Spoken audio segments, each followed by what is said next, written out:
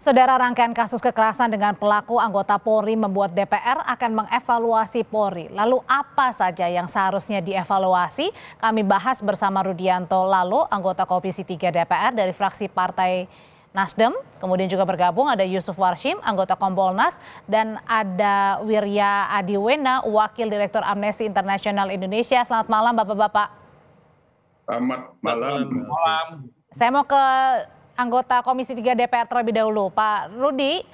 Jadi sebenarnya kalau DPR ini berencana akan mengevaluasi rentetan kasus kekerasan yang dilakukan oleh polisi, akan mulai dari mana dulu, Pak?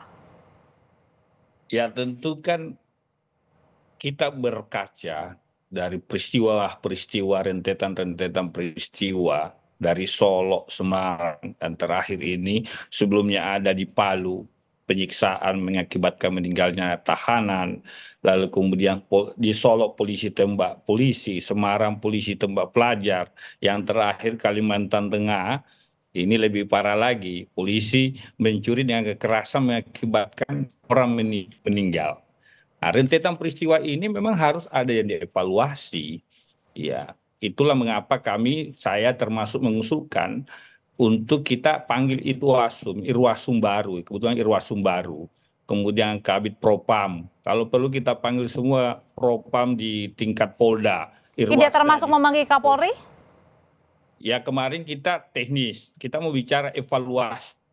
Sejauh mana langkah-langkah evaluasi kerja kepolisian Republik Indonesia. Karena program Kapolri itu kan salah satunya dan disampaikan pada saat fit and proper test itu adalah transformasi pengawasan. Nah sekarang ini kami melihat lemah pengawasannya, kan? Karena rentetan peristiwa yang terjadi. Ini apa sebab? Makanya kami mengusulkan agar tanggung jawab per orang pelaku oknum ini, kalau perlu menurut saya harus ada regulasi atau aturan atau perkap, harus ada tanggung jawab institusi, Pak. Ketika ada oknum yang melakukan peristiwa pidana seperti ini, pelanggaran berat ini, maka tanggung jawab institusinya juga harus ada. Misalkan, ya pelakunya oknum di Polres di bawah, maka ketika ada pelanggarannya, maka pimpinannya pun 2 tingkat ke atasnya harus dimintai tanggung jawab. Oke, berarti termasuk kepalanya di situ ya? Ya, supaya tujuannya adalah supaya pengawasan itu jalan. Ya, seorang Kapolres, seorang Kapolda bisa mengawasi anggotanya yang jumlahnya banyak misalkan. Kalau ini gitu, kan dalam rangka meminimalisir atau mengurangi peristiwa-peristiwa yang dilakukan oknum. Kalau gitu saya pertanyakan ke Amnesty deh, ke Mas Wirya. Mas Wirya, ini sebenarnya hanya pada oknumnya saja, pada tadi Irwasumnya harus diperiksa, atau justru sampai ke atas-atasnya semuanya termasuk Kapolrinya yang diperiksa? Ya, terima kasih Mbak. Jadi kalau ditanya soal oknum itu agak menggelitik ya sebenarnya, karena rentetan kejadian yang tadi sudah disampaikan Pak Rudi tidak terbatas pada kejadian-kejadian itu saja dan tidak terbatas pada kejadian terjadi di tahun ini saja. Memang kemarin kita melihat beberapa kasus mencuat dan itu menimbulkan kegelisahan di publik, tapi sejatinya kasus itu sudah ratusan kekerasan yang diduga dilakukan oleh aparat kepolisian di seluruh Indonesia sepanjang tahun ini.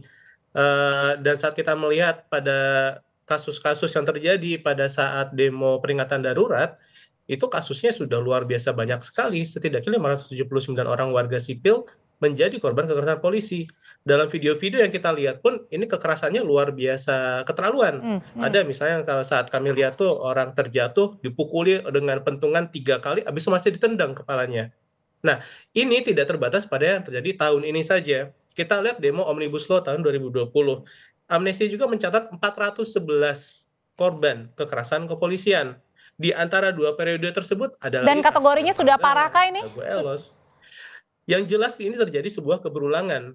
Dan saat kita melihat keberulangan dari tahun demi tahun, kasusnya ratusan, ada kasus yang menjadi tragedi seperti Kanjuruhan. Pertanyaannya kemudian kan kita tunggu apa lagi sih sampai kita masih mau nyebut ini sebagai masalah yang terisolir seperti sebuah oknum. Mas Wirya, tapi kalau misalnya kita melihat dari rentetan demi rentetan yang ini diketahui apa ya diungkap ke publik, ada juga yang tidak diungkap ke publik begitu ya. Nah, apakah ini merupakan suatu bentuk kultur kekerasan jangan-jangan yang memang dalam tanda kutip ada pembiaran di dalamnya? Nah, yang menarik adalah saat kita bicara soal pembiaran dan dilakukan secara berkala, secara rutin, kita harus mempertanyakan, jangan-jangan ini sudah menjadi kebijakan. Nah, kalau ini sudah menjadi kebijakan, sudah menjadi tugas bagi pemerintah, tugas dari sebuah negara, tugas bagi anggota parlemen untuk mengevaluasi ini secara serius. Karena ini bukan masalah oknum, ini sudah berulang Hmm, dan kita semua khawatir dengan penggunaan kekerasan Oke. berlebihan oleh polisi.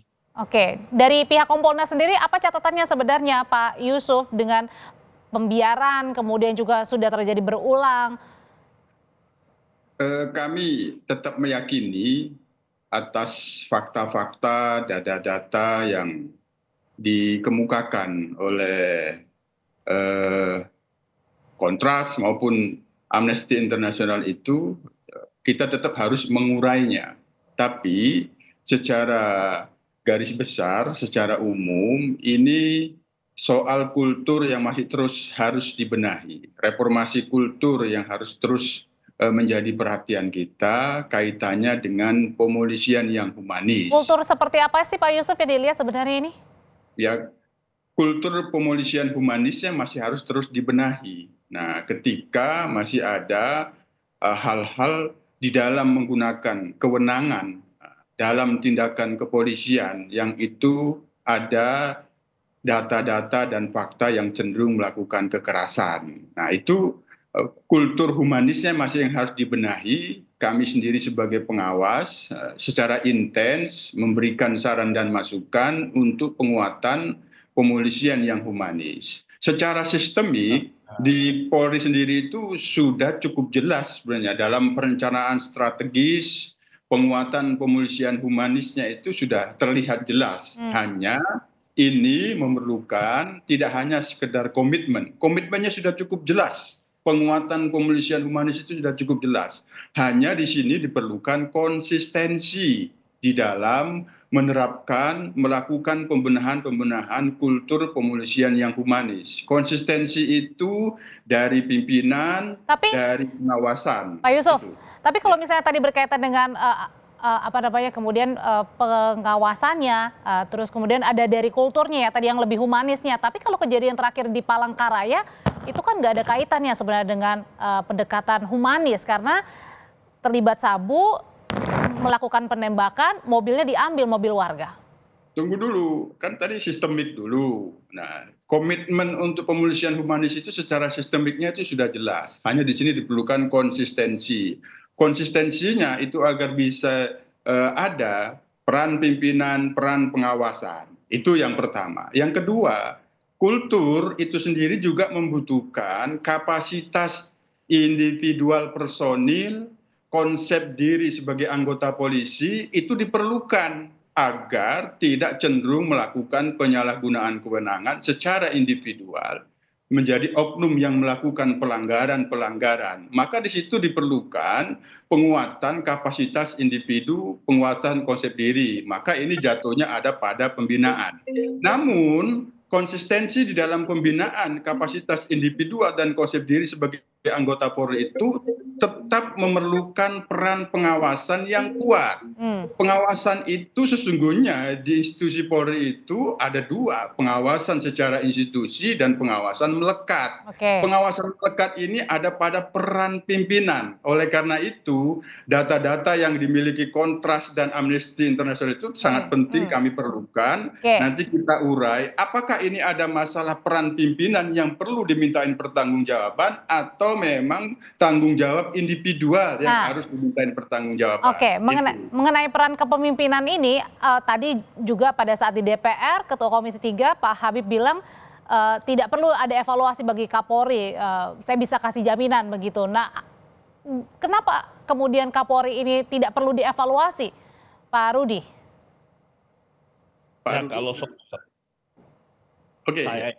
Kalau soal evaluasi mengevaluasi itu kewenangan presiden yang punya kewenangan, ya kan? Yang kita perlu tekankan catatan-catatan ini di balik banyak peristiwa ini, maka Polri harus Tapi kan Komisi 3 juga bisa memanggil, Pak.